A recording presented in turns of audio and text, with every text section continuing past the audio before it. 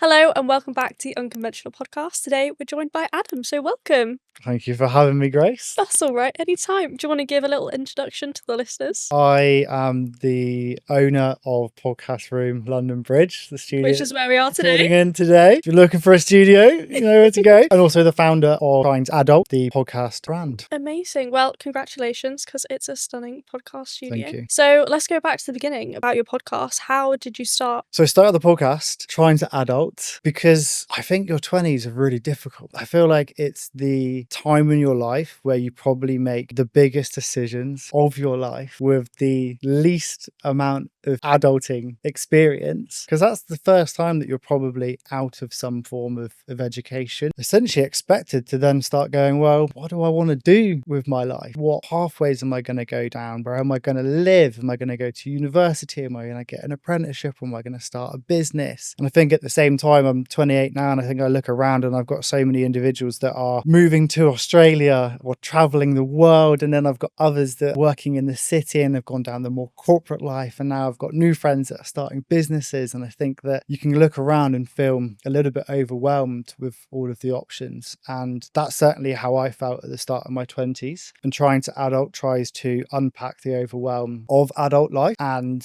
help people to not only get through the inevitable hard things that happen to us in life. I think often we're told just go to school, get an education, and then you'll find a job, you'll fall in love with someone, you'll get married, you'll have kids, you'll settle down, you'll buy a house, live happily ever after. And yet it forgets to recognize like life's going to be pretty difficult. You're probably going to have some childhood trauma that you need to work on. You need to work out how to sleep properly, how to eat well, and all of these things that just aren't taught. So I want to try and give people the skills to get through the hard things, but also recognize that they have more control to build a life that they actually want, rather than maybe following the rhetoric that they see on movies or the people around them, whether they've grown up in a lower socioeconomic environment or maybe a higher or average middle class background. Like often your horizons of what you think is possible for yourself is dictated by the environment that you grew up in. And I want to try and help change people's minds and what they think is possible for themselves. So that's the basis behind Trying to Adult. And so going back to your childhood, what kind of environment did you grow up in? So for me, there's something that sticks out as quite a pivotal moment. I lost my mum to cancer when I was 19, quite a short period from when she was diagnosed. She was diagnosed in January. What we were called was like your typical breast cancer, most of which, you know, for a lot of people is kind of fixable, it's curable. But we found out relatively soon that it was actually just going to be something that was more of a management. And it was quite a difficult kind of 9-month period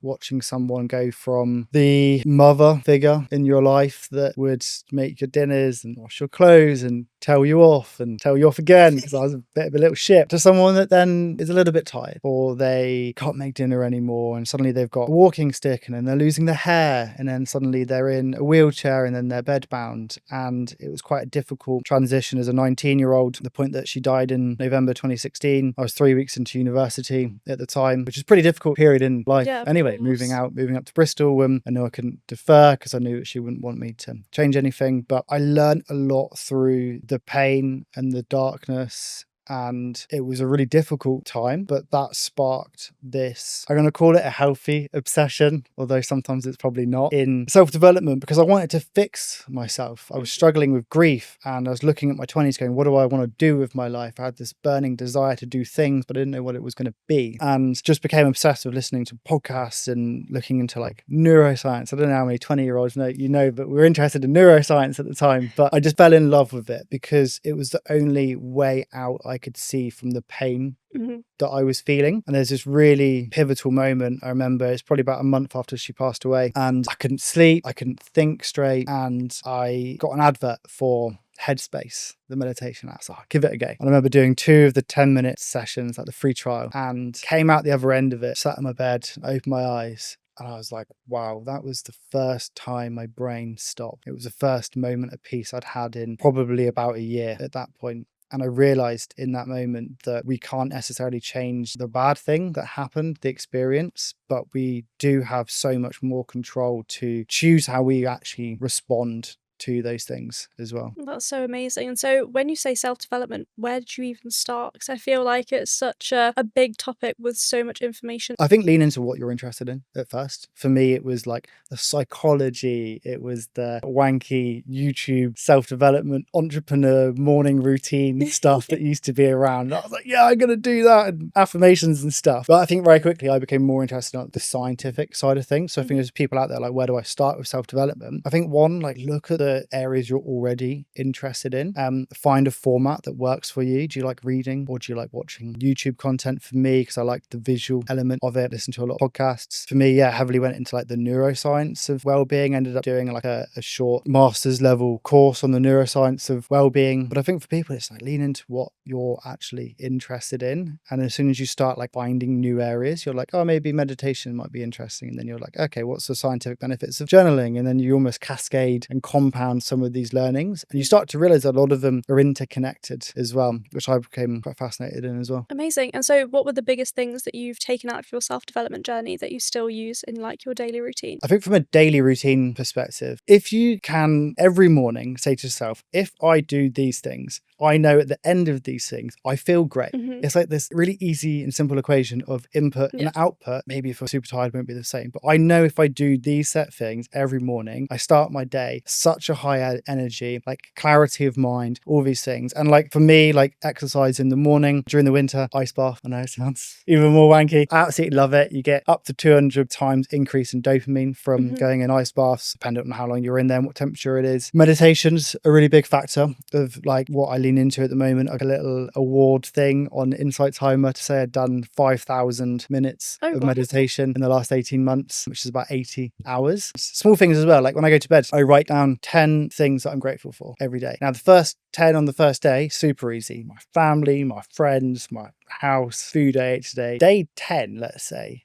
trying to think of 10 things every day. Do you make them different? Yeah, like sometimes I'll like do a reoccurring one, but you really have to take a moment to reflect on, 'cause I don't know about you, but by the time I get into bed, like I'm so pooped and I go, okay, I need to think about what I've done today. I'm like, what have I even done today? I'm so frazzled. I'm so like the day's just a blur, and it becomes this moment of reflection on what have I actually done today? And then you start going, okay, where do I find these 7 other things that I'm grateful for? And it might be the person at the end of the corridor opened the door for me, or I went on Grace's podcast and I had a really good time, or maybe it was the bus driver, right? You have to get pretty unique and bizarre to find 10 things each day. And what I started to notice is when I was consistent, I, rather than just being grateful when I'm actively trying to be grateful and thinking about it and writing it down, it started to crop up more in my day-to-day life. As in, someone would do something and my brain would go, oh, I'm grateful for that, because it was that trigger of, oh, I can write this down later. But in the process of that, I was like, well, now I feel grateful now. And genuinely, there's times where I'm on a walk and I'll just start smiling.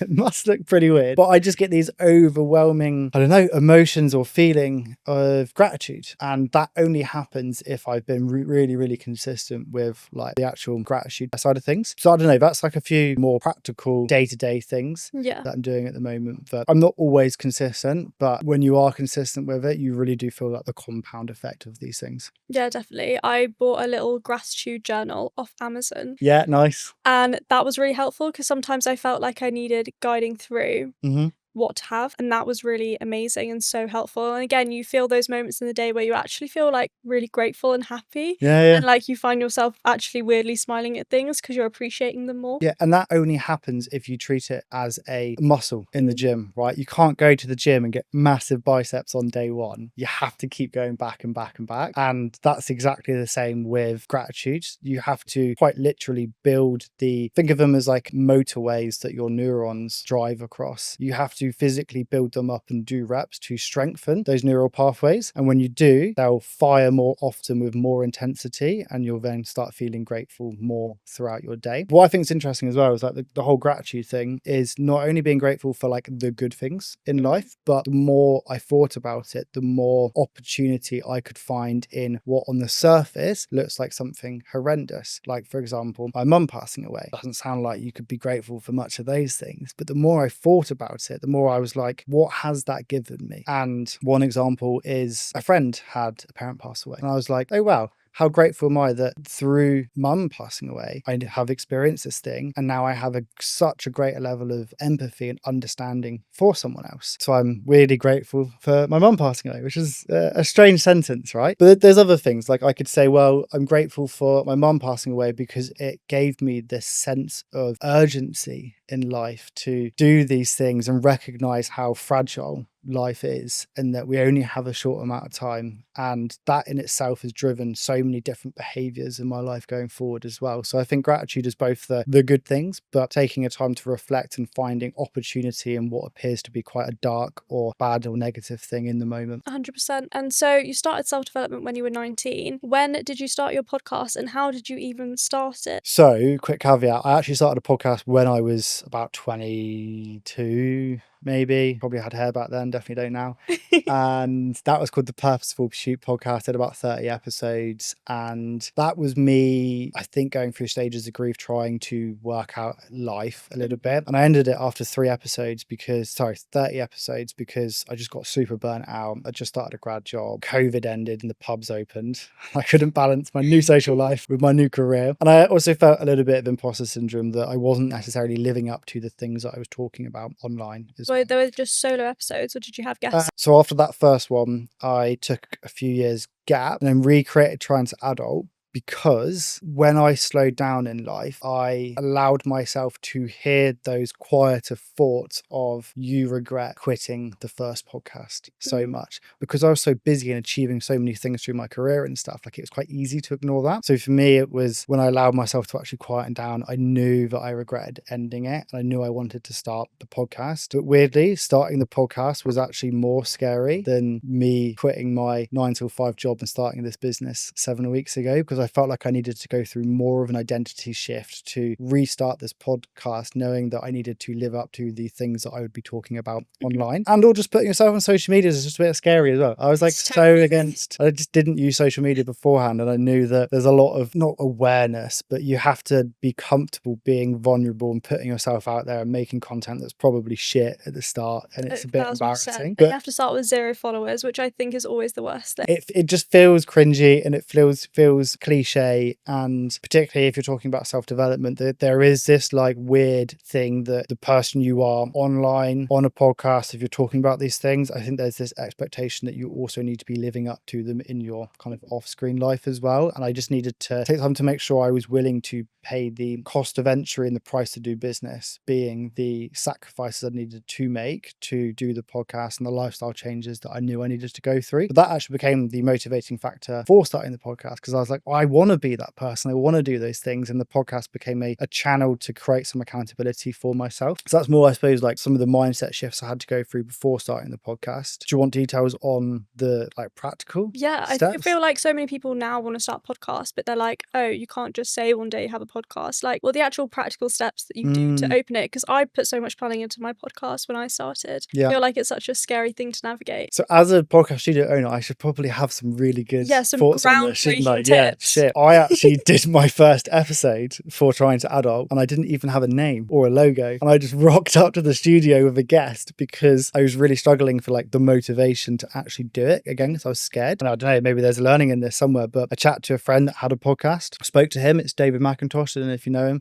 He's the host of Origin Stories. And I shared my ideas and what I wanted to do. And he just said, what's stopping you? I think I'm scared. Yeah. And he was like, do you want accountability? I said, yes. And he was like, here's a date. And it was 6 weeks time. He was like, you need to have everything sorted by then. I'll be your first guest. I was like, great. Didn't do anything, but we booked in the studio. And he rocked up and it was at Podcast Room in Barnes. And they were like, oh, do you want to put your logo on the screen? I was like, don't have one. They're like, oh, what's the podcast called? Don't know yet. But I knew if I just started, if I just got in the studio, if I just had this conversation, I knew I would walk away with like a huge hit of dopamine and serotonin, endorphins, all those feel good neurochemicals. And that instantly gave me the motivation to then just start doing those things. So I think beyond like the kind of motivational side of things, you do just need to start. In terms of practical steps for starting, I would say, and I suppose coming from like a sales background to some extent, but it will be contextual to the type of podcast, whether it's educational or maybe more down the entertainment route, or whether it's a blend of both. But for me, it's like, what problem are you solving and for who? And I think that's the biggest thing when it comes to business and or you're adding any value is like, to add value, you need to be solving a problem. So identify the problems you want to solve and find out who you want to solve them for. This is where we can talk about ICP, your ideal customer, or your avatar. And that's just like building an idea of like, what does my listener look like? Is it gender related? Is it for a particular age demographic? Do they have particular interests? Like if your podcast's about trains, like you can probably find train enthusiasts quite easy. If it's something a little bit more broad, like self-development, it is a little bit harder to then identify particular niches. For me, it's like your mid to late 20s. That's kind of the area I go for. Those that maybe are interested in self-development. They've dipped a toe in before, but they're looking for kind of new ways to learn new things from new people. But it is quite difficult. I would say as well, you'll start writing these things, you'll make a Notion or a Word doc, and in 2 months' time, it will look completely different. But you do just need to start doing it. And even another example of this, once I had named my podcast, it was initially going to be called Do the Thing, and paid for a graphic design, and we got it all up, literally got down to the final revision. And as I think I was writing my bio for my Instagram and it was called Do the Thing. And then I couldn't work out what to put in my bio, and I just off the cuff wrote trying to adult. I was like, I think I just found my new name, and my graphic designer hates me now. That only came through me going through like 2 months of work, planning and prepping, thinking that was going to be the final idea. And very quickly you realize that just in the process of starting, I then got to this like new name and this new logo and stuff as well. So yeah, find them what your motivation is behind it, understand what problem you're solving and for who, build up a good idea of what your audience looks like, and then you just got to start. That's the only way to do it. Are you running a business? Meet your new best friend, Sage Accounting Individual. Whether you're testing an idea, managing a side hustle, or running a full-time sole trader business, Sage makes digital record keeping a breeze. You can connect your bank, categorize transactions, and create professional invoices in seconds, and send them to customers in a click. You can even understand your profits, track who owes you money, and get your taxes sorted from your laptop or your phone. If you need a helping hand, you can get instant support from our Sage specialist via web chat, or connect with an expert accountant like me for expert business advice. With Sage, you can focus on what matters, growing your business. Join over 1.2 million UK businesses already using Sage. You can start for free today by visiting sage.com. I completely agree. And also, like, when it comes to guests, I think for like most of my first season, I genuinely just texted loads of my friends that ran businesses, or like friends of friends that ran businesses. And I was like, hey, please come on my podcast. And that's how I started getting guests. And then when you put more things out, then people actually ask to come on your podcast. And that makes your life so much easier. Yeah. And I think if anyone's thinking of starting a podcast, the best way I like to describe like the additional positive ripple effects of having a podcast beyond creating the content, the brand, or whatever, is you can reach out to anyone on the internet and go, do you want to have a chat for 45 minutes? And they go, yeah. You have no reason to do that beyond putting the frame of a podcast in there. And it just means that your network and your connections and your friendship circles expand beyond what they would in your usual life, because you have this weird advantage that you can just say, do you want to speak to me about this thing? And they go, yeah, of course. And people love talking about themselves, right? So I think like the podcast itself, there's so many benefits for just expanding your network. And when you meet new people, you learn new things and you start going, oh my God, I didn't even know that was the thing that you could do in life, or a business you could run, or the way that they run their social media. So if anyone's thinking of starting podcasts, also then consider the benefits it does for your network, which if you're in your 20s, I think that's one of the biggest things you need to actually work on, just because it's like great to know new people, but it opens up so many more opportunities for you in your career and personal life as well. 1000%. And going back to literally just trying to adult, because I think our 20s, just trying to navigate our way. And as you said, it's so confusing. I feel like your 20s is one of those places where you have so many crossroads and you don't know quite what to choose. Yeah. What kind of philosophies are you living your 20s by? My favourite one at the moment is a philosophy or quote by Alex Hormozy. I love his stuff. What he's describing is no perfect way to live your 20s, but he gives these two, I suppose, opposite ends of the spectrum. He says you either live them up and become an underskilled 30-year-old, or you work them up and become an underlived 30-year-old. You just need to figure out which you'd rather be and accept that there's no do-overs. And I think for me, I'm definitely on the work them up in your 20s. And create a foundation, both financially, but also from a skill set and experience perspective. And I know that if I pay the price of that now and the sacrifices that come with that, I know it's going to give me more freedom in the future, maybe more financial security. And I'm willing to accept the trade-offs that I don't have as much of a social life right now. I don't do as much traveling as I'd want to. So I'm definitely on like the underlive scale of your 20s and the work 'em up side. But I have friends that are on the other end of the spectrum and they're absolutely living their 20s. And yes, that may mean that they have slightly less skills and resources when they get to their 30s, but actually they've had such a wonderful time. They've created so many experiences and neither one is right. But I do think that if you find yourself sitting in the middle, you kind of only have some of the resources when you get to 30 and you've only also had some of the experiences. This is only my opinion on it, but I would say kind of pick one end of that spectrum and lean into it a lot more because you'll achieve so much more if you're 100% into either living it up or working it up. And do you think by working it up, do you feel like you've missed out on anything? 100%. Knowing that I was starting this business and the podcast, I made a conscious decision to sacrifice my dating life and a lot of my social life as well because I knew I couldn't have balance.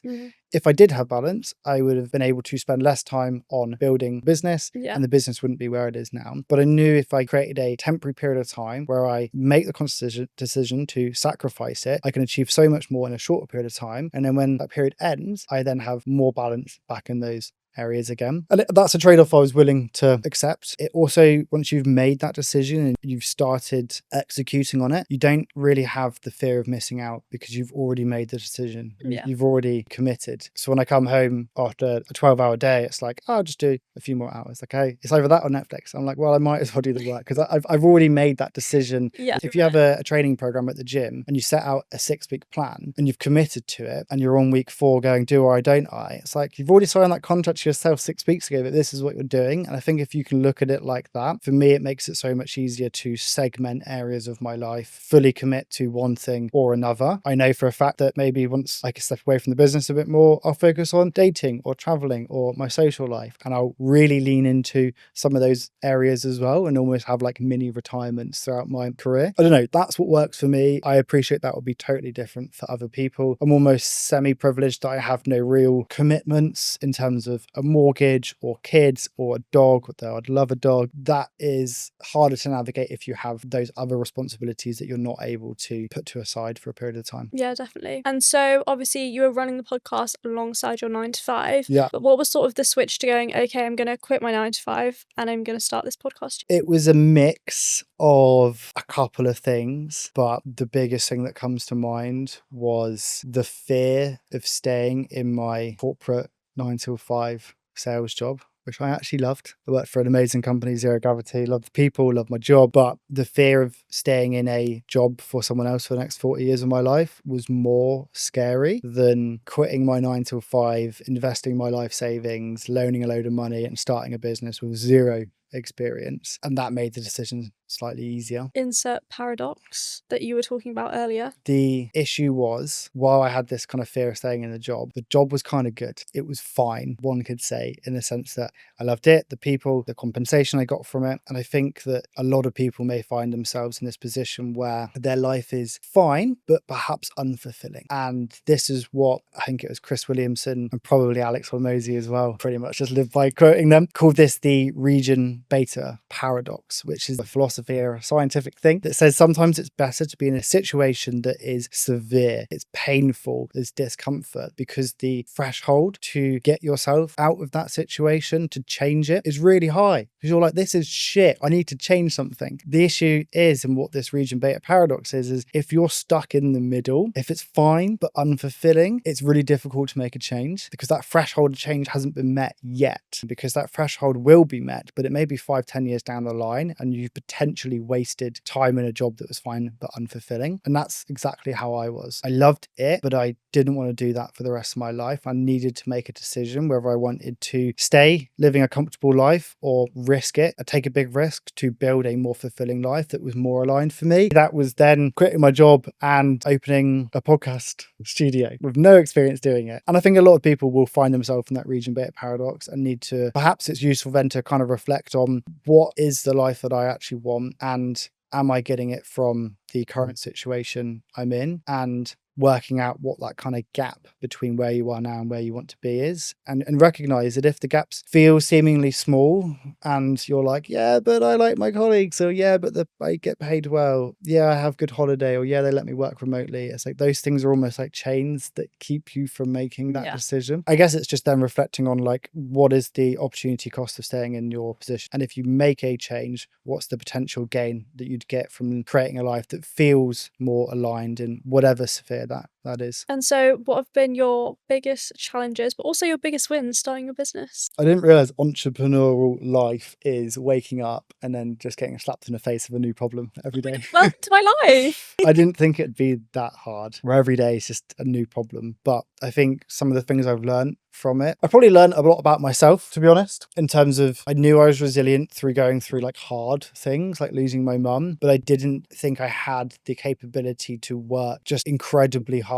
and for longer hours I've ever worked. And I suppose that comes from being like super passionate and bought into the project. But I've learned a lot about myself during it. I think my threshold for, I suppose, stress has significantly improved. Do you know what? This is what I tell everyone. So my stress threshold was quite low when I started. I used to have a mentee be over like really minor stuff. And now I'm about a year and a half into my business. So the stuff that would stress me out last year wouldn't blink a bat an eyelid at. And the stuff that stresses me out now would have genuinely given me a heart attack a year and a half ago. So just so you know, it will go up and up and up and up. And the things that stress you out now, you'd be like, why was I even worried about that? Yeah, exactly that. And I read or listened to Gauda talking about, who's the author of the book about happiness. He's used to work at Google. He does loads of things in AI. Incredible guy. He's a physicist, so everything's from like physics and maths perspective, but I quite like it. He talks about how the level of stress that you're feeling is essentially mathematical, or is mathematically equal to the challenges you're dealing with, divided by the skills and resources that you have to sustain and deal with that challenge. And he jokes about how it's like the resources to deal with the stress insultingly teachable. Like they are quite simple tools that we can learn to deal with stress.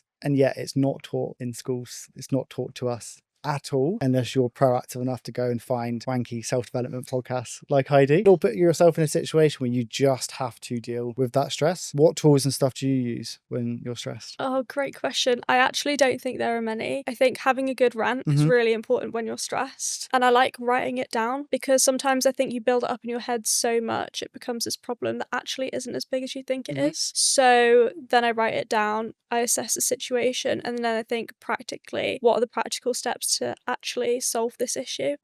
So you're saying you don't have tools, but like you've got an entire process. Yeah, but you know, like people have like vices when they're stressed. I don't necessarily have one of those. I've just like developed a way to sort of systematically solve each problem. Because as you said, there's multiple problems every single day. Running a business is actually just putting out fires all the time and then dealing with it. Yeah.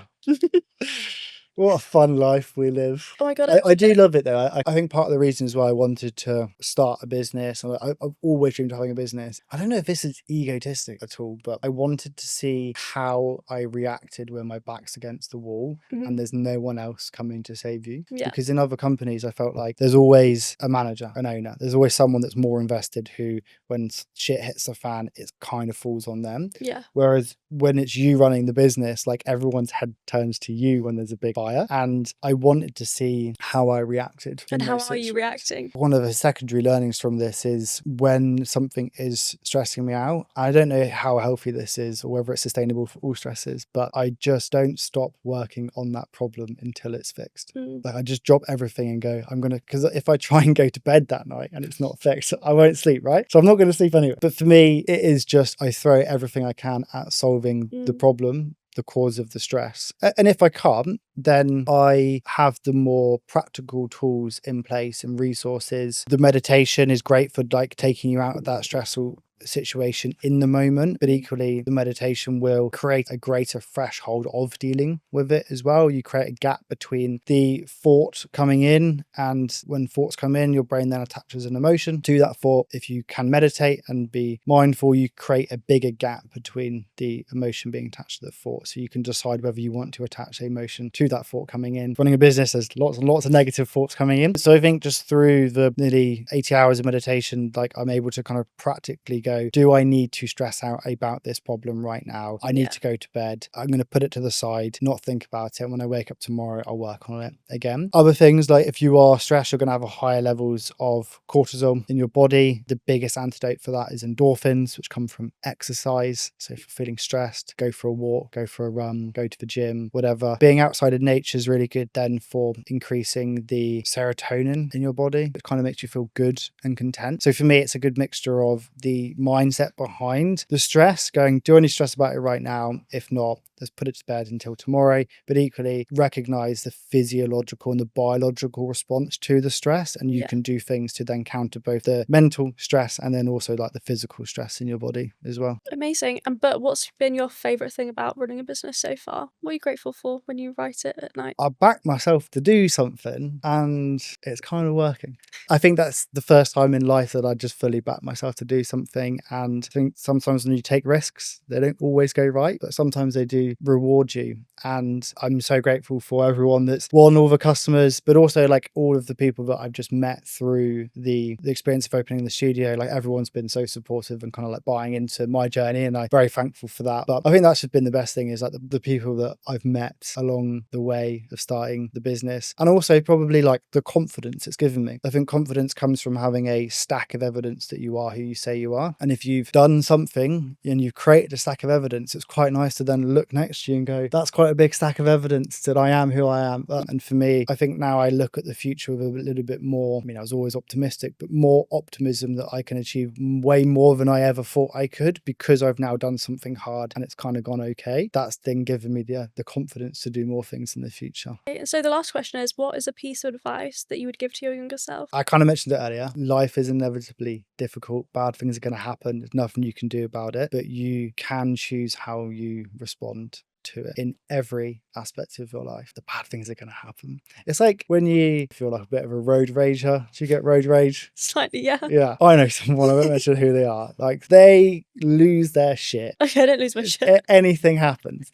And I always joke about this as an example, because like you could sometimes ruin your day if these small little things happen, right? Or you have just as much opportunity to just go, what a dickhead, and move on. And I think if you could do it to the small things, then when the bigger things happen in life, like grief, losing someone, losing a job, going through hard financial time, you can still then go, this has happened, but you know what? I'm going to find something positive in this. I'm going to find the opportunity in the darkness. And I think that would be the advice I'd give my younger self. Lovely. Well, thank you so much for coming on. Thanks.